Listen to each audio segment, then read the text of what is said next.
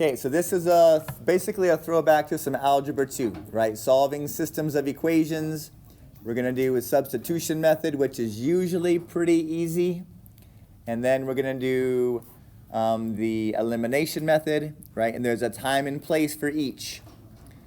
Okay, and then we're going to set up some systems by ourselves and solve them with whatever method you want. So when it comes to substitution, right, it's going to be pretty obvious that you already have one equation that has been basically solved, right? This says x equals y plus 4. So it's telling us the relationship between x and y straight away.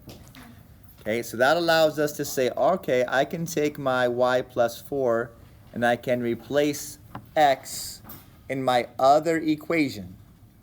Okay, so you're always going into your other equation, because in math, to the best of your knowledge, we can only solve for one variable at a time. So we need to find a way to get rid of or replace, right, one of the variables, because we can only solve for one at a time. So I replace x with y plus 4, and now I have a little bit of simplifying to do. Right, so we'll first do our simplification step by distributing that 3 into your parentheses, 3y plus 12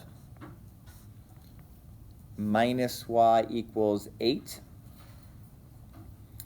Okay, and then the next thing would be to combine your like terms. So I have a 3y and a minus 1y. So 3y minus y happens to be 2y. And then I can at the same time move my 12 to the other side of my equal sign by subtracting it. So 2y equals negative 4. And then of course my last step is going to be to divide both sides by 2, the coefficient of y, and I find that y is negative 2. So when I'm solving a system of equations, right, these are lines, we're trying to find the intersection. And every intersection has 2 points. It has an x point and a y point. So we have found the y points. So we have to come back up here to our original equation in order to find the x point, right? Or the x coordinate, rather. So our y coordinate is negative 2. So I plug that in for y, right? I once again substitute. I can replace y with negative 2 because y equals negative 2. And when I have equality, I can do substitution. So x is positive 2. And since this is a coordinate, right, where two lines are intersecting, I'm going to write it as a coordinate point. An x value of 2 and a y value of negative 2. So that's the solution to my system of equations. An x of 2 and a y of negative 2 make both of those equations, 3x minus y equals 8 and x equals y plus 4. Makes both of them true. So if you're in my class and you're doing this at home, change number 1 to say negative 10 right there. And you can solve that system by using substitution. Okay, example 2. What if it's not solved for y? Well, one thing you could do is solve it. So we're going to solve this equation for y so that we can have a y equals. Okay, so we're going to subtract 2x from both sides and find out that y equals 6 minus 2x. So this is usually the way substitution works, is you want to solve, if you're wanting to use substitution, solve for the letter that doesn't have a coefficient. Okay, that way we don't have to divide. You're not looking at any fractions or any decimals. You just have a nice equation that we can replace. So we're going to take your 6 minus 2x and you're going to put it down here instead of the y value. Okay, so we now have a 2 out front there and there's a negative 3x and that needs to equal 5. Okay, so math is hard enough as it is without making it any more difficult. So if you're going to use substitution, solve for the letter that doesn't have a coefficient. Okay, the variable that does not have a number in front of it. So we will continue with our solving. So that's plus 12 and minus 4x when you distribute. Okay, once again, we can combine some like terms. We have a negative 3x and a negative 4x, which combines to give you negative 7x. And I'm going to subtract 12 from the other side and get negative 7.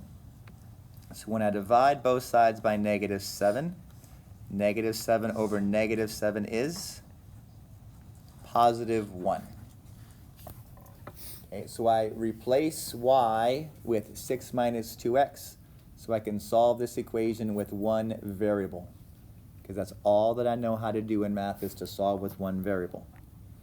But now that I know what x is, I can take that positive 1 and put it back into my y equals equation.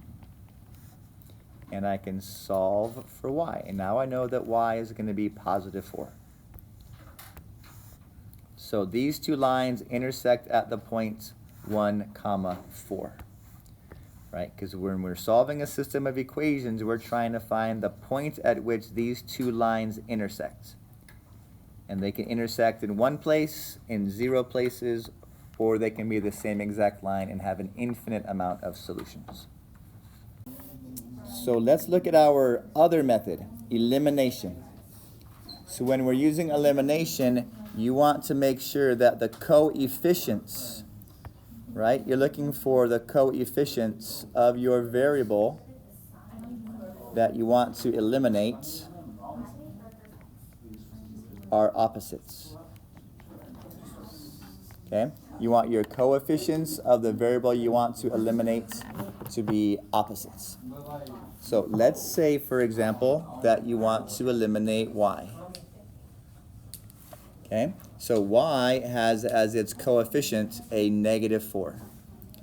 That means we want to make this number into a positive 4, because negative 4 plus positive 4 is 0. So if we're going to do that, we have to multiply the entire equation by 2. Okay? Because we can't do it by addition, we can't do it by subtraction. You can only multiply in order to manipulate your equation.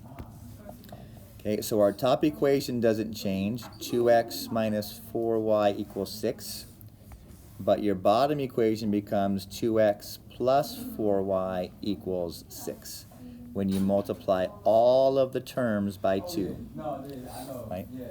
Don't forget to multiply any of the terms.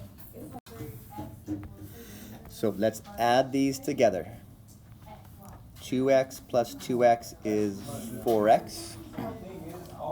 Negative 4 plus 4, right? This gets eliminated, exactly what we wanted it to, and that equals 12. So divide both sides by 4, and we find your x value is 3. Okay, so this is using elimination when we have the same coefficients. So now that I know x is 3, I can go back into here and figure out what y is. So 3 plus 2y equals 3. So I'll subtract, get 2y equals 0, which means that our y value is going to be 0. Okay, so this will cross at the point 3, 0. Okay, so here we go. This is the solution to our system of equations solved using elimination.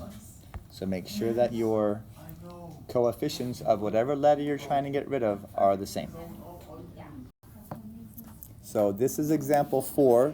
It's solved pretty good with elimination. Okay, 3 burgers and 2 fries equals 6.50. 2 burgers and 5 fries equals 8. So you multiply in order to get 10 for both your burgers and fries. Both your fries. So that when you add them together, the fry variable is eliminated and you can find out what your burgers cost. Okay, so let's look at our next example. Well, actually not an example, but this one about money. Right? Because this one's a very familiar system of equations problem, okay? Because we always have basically two ideas. We have a quantity, how many of each item are we talking about, and then we have a value. What is the value of each of those things we're talking about?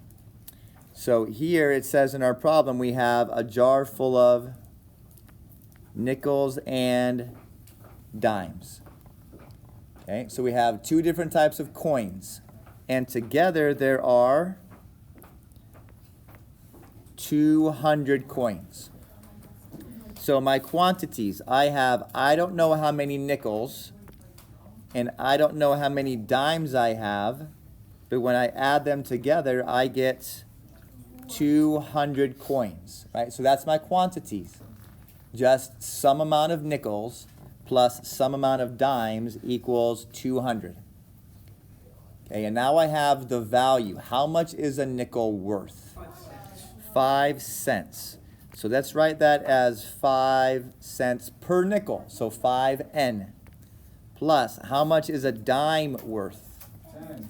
10 cents, right? So these values are in cents. So equals, what is my total amount? $14. Now here's where there's a problem.